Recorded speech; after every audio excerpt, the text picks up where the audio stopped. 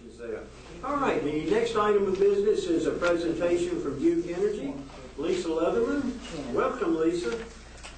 Thank you. Good evening, Mayor, council members, town manager, and staff. Appreciate the time, and thank you for letting me be here tonight to talk to you about Hydrilla. Duke is responsible for the management of 39 reservoirs in North Carolina and South Carolina.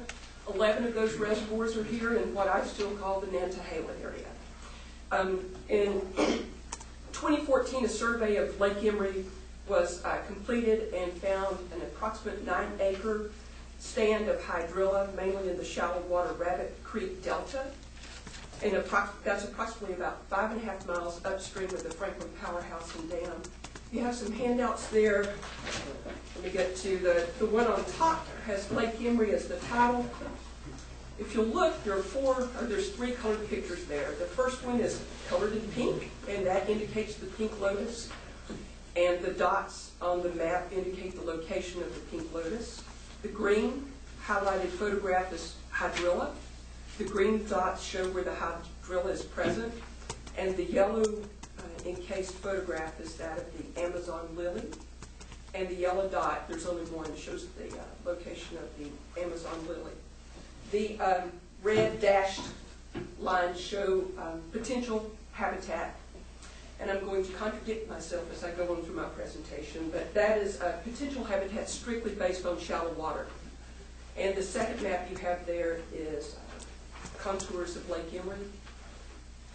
Should clarify that the project boundary does go upstream of the town bridges, but this was the only place that was mapped in 2014.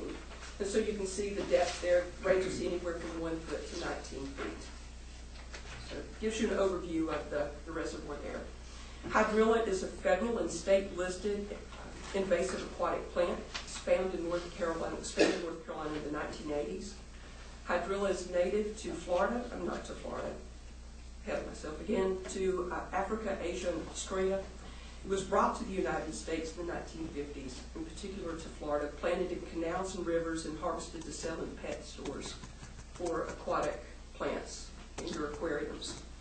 It's capable of growing at a very rapid rate. It can grow several inches each day and can infest lakes at a depth of 20 and 25 feet. When it reaches the water's surface, hydrilla grows across the top and it forms tangled mats of plants. These mats are problematic in that they slow water flow. They also can reduce light and oxygen that can kill native plants, fish, and other wildlife. And a potential direct impact to Duke Energy's Franklin hydroelectric plant is the reduction in generation or breaking off of these mats that would then impact the intakes to our facility there. A couple of interesting hydrilla fun facts. Does not form seeds. New plants sprout from roots and broken stems. Root buds can stay in sand and mud for years before they sprout. And there's 4 options for management of hydrilla. Those are biological, chemical, mechanical, and physical management. In February of this year, Duke Energy met with state and federal agencies and local government to discuss 2 of the management options. That is biological, which would be the use of sterile Asian grass carp, and chemical control using an aquatic herbicide. The management option selected was to use sterile Asian grass carp.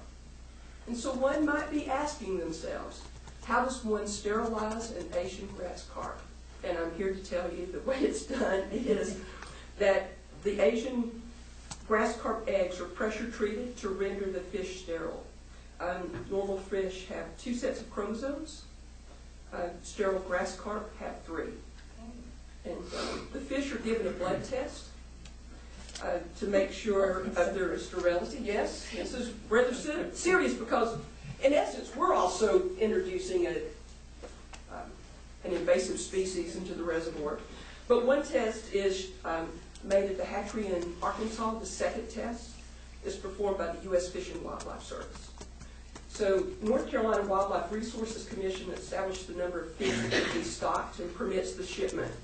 And Duke has requested and has been approved to stock 140 Asian grass carp this spring, late spring, early summer in Lake Emory based on the estimated 9 acres of infestation that we have.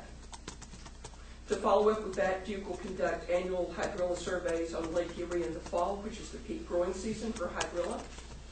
Hydrilla has not been found in the other 10 Duke Energy Nantahala area reservoirs. You have a pamphlet there that talks about the infestation that's on Catawba River, just as a little more additional information. And there's a nice picture of the grass carp in there also. The only other western North Carolina reservoir that's known to contain hydrilla at this time is Lake Santilla, which is located in Graham County. And sterile grass carp has been stocked there by the reservoir owner and the North Carolina Wildlife Resources Commission. So Duke Energy and North Carolina Wildlife Resources Commission are partnering to utilize a cost share to stock the Asian grass carp in Lake Emory. A grass carp costs about $17.60, so a little background there. So just wanted to inform you of what our management plan is to try to get rid of this invasive species that we have in Lake Emory, and see if there are any questions that you have that I might be able to answer tonight.